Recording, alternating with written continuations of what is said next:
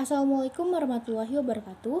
Nama saya Nagila Asyamurfi, NIM S1E019218, kelas 5F, absen 24, akan menjawab soal ujian tengah semester mata kuliah pembelajaran Bahasa dan Sastra Indonesia di SD. Yang pertama yaitu konsep belajar dan pembelajaran bahasa Indonesia SD. Menurut Halliday, 1979, dalam Goodman dan kawan-kawan 1987, menyatakan ada 3 tipe belajar yang melibatkan bahasa, yaitu yang pertama, belajar bahasa. Seseorang mempelajari suatu bahasa dengan fokus pada penguasaan kemampuan bahasa atau kemampuan berkomunikasi melalui bahasa yang digunakan. Kemampuan ini melibatkan 2 hal, yaitu yang pertama, kemampuan untuk menyampaikan pesan, baik secara lisan, melalui bicara, maupun tertulis atau melalui tulisan, atau melalui menulis.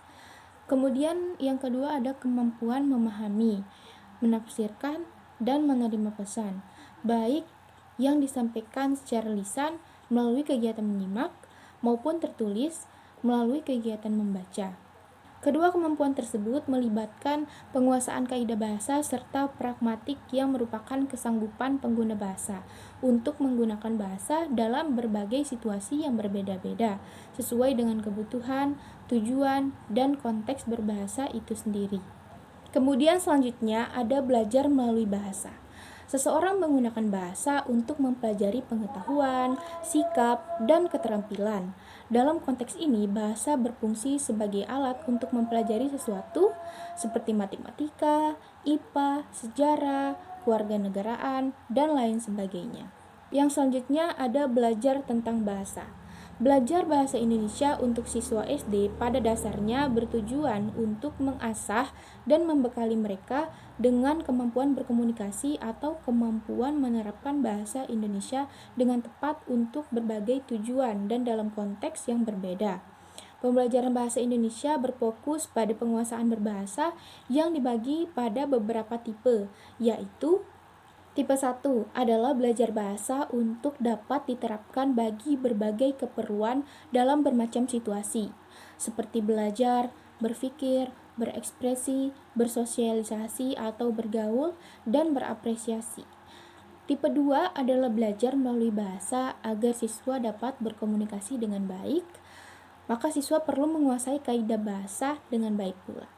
Kemudian tipe 3 adalah belajar tentang bahasa. Nah, dalam konteks ini, penguasaan kaidah bahasa bukanlah tujuan, melainkan hanyalah sebagai alat agar kemampuan berbahasanya dapat berkembang dengan baik. Dengan demikian, ketiga tipe belajar tersebut saling terkait. Ketiganya terjadi secara bersamaan dalam belajar bahasa. Oleh karenanya, mengapa pembelajaran bahasa dilakukan secara terpadu, baik antar aspek dalam bahasa itu sendiri maupun antar mata pelajaran lainnya. Kemampuan bahasa dapat diklasifikasikan menjadi 4 macam, yaitu yang pertama adalah kemampuan menyimak atau mendengarkan. Kemampuan menyimak atau mendengarkan adalah kemampuan menafsirkan dan memahami pesan yang disampaikan secara lisan oleh orang lain. Menyimak ada bermacam-macam, bukan hanya mendengarkan percakapan, tetapi juga berita, ceramah, cerita, penjelasan, dan lain-lain. Tujuan mendengarkan simakan ini pun juga berbeda-beda, yaitu berkomunikasi, untuk belajar, untuk hiburan, merangkum, mengolah, mengkritisi, dan merespon informasi. Dengan adanya tujuan menyimak yang berbeda-beda, tentu saja menuntut strategi menyimak yang berlainan pula. Selanjutnya ada kemampuan berbicara. Kemampuan berbicara adalah kemampuan untuk menyampaikan pesan kepada orang lain. Pesan ini merupakan pikiran, perasaan, sikap, tanggapan, penilaian, dan sebagainya. Jika sekedar berbicara dengan teman atau keluarga, mungkin tidak sulit. Tetapi jika berbicara secara sistematis dengan sikap yang sesuai dengan bahasa Indonesia yang tepat dalam berbagai situasi, tentu itu tidaklah mudah. Berbicara juga ada macamnya, yaitu berinteraksi dengan sesama, berdiskusi dan debat, berpidato, menjelaskan, bertanya, menceritakan, melaporkan, dan menghibur. Tujuan berbicara yang berbeda tentu saja akan menuntut strategi berbicara yang tidak sama. Selanjutnya ada kemampuan membaca. Kemampuan membaca adalah kemampuan untuk memahami dan menafsirkan pesan yang disampaikan secara tertulis oleh pihak lain. Kemampuan ini tidak hanya berkaitan dengan pemahaman simbol-simbol tertulis, tetapi juga memahami pesan atau makna yang disampaikan oleh penulis. Selanjutnya, kemampuan menulis. Kemampuan menulis adalah kemampuan menyampaikan pesan kepada pihak lain secara tertulis. Kemampuan ini bukan hanya berkaitan dengan kemahiran siswa menyusun dan menuliskan simbol-simbol tertulis, tetapi juga mengungkapkan pikiran, pendapat, sikap, dan perasaannya secara jelas dan sistematis sehingga dapat dipahami oleh orang yang menerimanya, seperti yang dia maksudkan. Umumnya, orang beranggapan bahwa keempat kemampuan berbahasa itu berkembang secara berurutan, dari kemampuan menyimak, berbicara, membaca, baru menulis. Anggapan itu tidak sepenuhnya benar.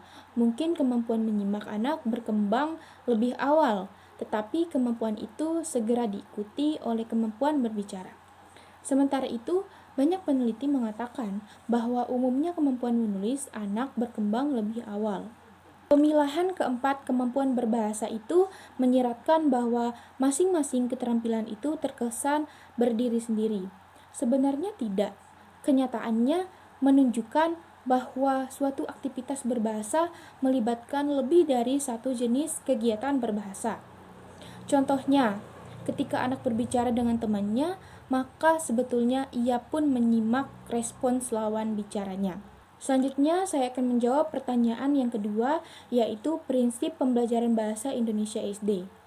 Prinsip merupakan asas dasar yang tidak boleh diabaikan dalam pembelajaran. Dalam konteks pembelajaran bahasa, terdapat beberapa prinsip pembelajaran bahasa yang ditetapkan dalam kurikulum 2013. Di sini saya akan menjelaskan 4 saja sesuai dengan instruksi atau sesuai dengan suruhan dari soal nomor 2. Yang pertama, yaitu dari peserta didik diberitahu menuju peserta didik mencari tahu. Maksudnya adalah, sebelum kurikulum 2013, seorang pendidik adalah satu-satunya orang yang memberikan materi pembelajaran. Jika tidak diberi, maka siswa tersebut tidak akan mengetahui materi pembelajaran secara luas. Namun, setelah kurikulum 2013, siswa diharuskan untuk mencari tahu sendiri atau siswa itu diminta untuk mengaktifkan sikap ingin tahu pada dirinya sehingga siswa bisa berpengetahuan lebih luas. Kemudian yang kedua, dari guru sebagai satu-satunya sumber menjadi belajar berbasis aneka sumber belajar. Nah, maksudnya di sini adalah dengan kurikulum 2013, bukan hanya guru yang menjadi sumber belajar bagi siswa, namun siswa itu bisa menemukan sumber belajarnya di mana saja, tak terkecuali di luar lingkungan sekolah. Contohnya, siswa dapat mengakses YouTube, membaca e-book, dan lain sebagainya. Selanjutnya, pembelajaran yang berlangsung di rumah, di sekolah, dan di masyarakat. Maksudnya, pembelajaran tidak hanya siswa dapatkan di sekolah melalui guru sebagai sumbernya, tetapi siswa bisa mendapatkan pembelajaran di rumah maupun di masyarakat. Contohnya, di rumah, siswa mendapatkan pembelajaran, yaitu hidup rukun dengan keluarga. Itu merupakan contoh kecil daripada menerapkan pembelajaran di rumah. Selanjutnya, pembelajaran yang menerapkan prinsip bahwa siapa saja adalah guru, siapa saja adalah peserta didik, dan di mana saja adalah kelas. Maksudnya, dimanapun siswa berada, jika seseorang memberikan dia ilmu yang bermanfaat, maka siswa dapat menganggapnya sebagai guru. Di lingkungan bermain, siswa juga tumbuh bersama teman sebaya. Mereka belajar dan bermain bersama. Maka itulah yang dimaksud dengan siapa saja bisa menjadi peserta didik. Kemudian dimanapun siswa berada, semua tempat bisa dijadikan untuk belajar, menjadi kelas yang memberikan materi pembelajaran yang bermanfaat. Selanjutnya saya akan menjawab soal nomor 3, yaitu pendekatan, metode, dan strategi pembelajaran bahasa Indonesia SD. Salah satu pendekatan pembelajaran bahasa yaitu pendekatan kontekstual, di mana guru diharapkan dapat mengajak siswa belajar sesuai konteks. Pembelajaran diarahkan untuk mengaitkan materi pembelajaran guna memecahkan masalah dalam kehidupan sehari-hari. Dalam pendekatan kontekstual, terdapat beberapa komponen. Beberapa komponen pendekatan kontekstual dalam pembelajaran bahasa Indonesia adalah sebagai berikut. Yang pertama ada bertanya atau questioning. Bertanya adalah cerminan dalam kondisi berpikir. Bertanya dalam pembelajaran dipandang sebagai kegiatan guru untuk mendorong, membimbing, dan menilai kemampuan berpikir siswa. Bagi siswa, kegiatan bertanya dimaksudkan untuk menggali informasi, mengkomunikasikan apa yang sudah diketahui, dan mengarahkan perhatian pada aspek yang belum diketahuinya. Di SD, terutama pada kelas rendah, siswa belum terbiasa mengajukan pertanyaan, maka guru dapat mengawali hal tersebut lebih dahulu. Tujuannya agar siswa dapat mengcopy-paste atau dengan kata lain, guru dapat menjadi panutan bagi siswa tersebut. Selanjutnya ada pemodelan atau modeling. Pemodelan adalah proses pembelajaran dengan memperagakan sesuatu yang dapat ditiru oleh siswa. Contoh sederhananya adalah sebagai pendidik, guru menggunakan bahasa Indonesia yang baik dan benar agar siswa dapat mengikuti dan menerapkannya pada kehidupan sehari-hari. Selanjutnya ada penilaian sebenarnya atau authentic assessment.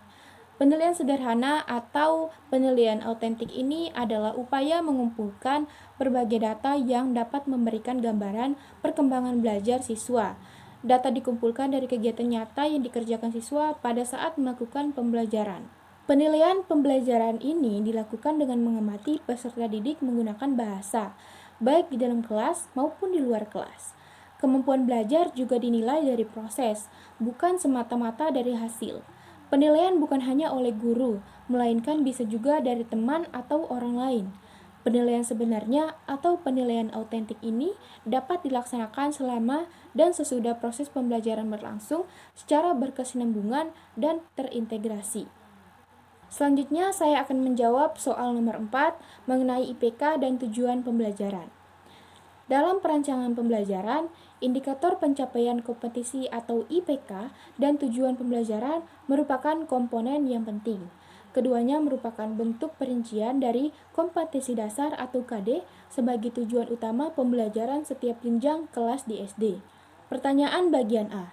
Dalam tabel kata kerja operasional, kelompok mana yang termasuk low order thinking skills atau LOTS dan high order thinking skill atau HOTS? Menurut taksonomi Bloom, kata kerja operasional ranah kognitif dibagi menjadi 6, yaitu dari C1 hingga C6, di mana C1 adalah mengingat, C2 adalah memahami, C3 adalah menerapkan, C4 adalah menganalisis, C5 adalah mengevaluasi, dan yang terakhir adalah C6 yaitu menciptakan.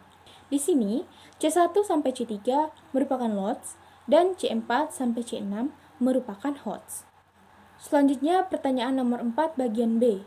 Dalam penulisan tujuan pembelajaran yang baik, terdapat komponen A, B, C, D. Jelaskan setiap komponen tersebut sesuai pemahaman Anda beserta contohnya. Istilah ABCD merupakan suatu singkatan yang sering diucapkan oleh seorang guru dalam membuat perangkat pembelajaran RPP untuk memudahkan dalam penyebutannya, di mana kata ABCD adalah A. merupakan singkatan dari audience, B. merupakan singkatan dari behavior, C. merupakan singkatan dari condition, dan D. merupakan singkatan dari degree. Audience, behavior, condition, dan degree ini harus ada dalam item tujuan pembelajaran pada suatu perangkat pembelajaran, sehingga tujuan pembelajaran yang diharapkan dalam RPP tersebut sudah jelas dan sesuai dengan indikator pencapaian kompetensi yang diharapkan. Tujuan pembelajaran merupakan suatu perilaku dari hasil belajar yang diharapkan terjadi, dimiliki, atau dikuasai oleh peserta didik setelah peserta didik tersebut mengikuti kegiatan proses belajar mengajar. Dengan kata lain, tujuan pembelajaran merupakan arah yang hendak dituju atau dicapai dari suatu rangkaian aktivitas pembelajaran. Kemudian, arti ABCD itu apa sih pada tujuan pembelajaran RPP? Yang pertama, audiens atau disimbolkan A. Kata audiens dapat diartikan sebagai pendengar atau peserta. Dalam hal ini, yang dimaksud dengan audiens dalam kegiatan pembelajaran di sekolah yaitu peserta didik.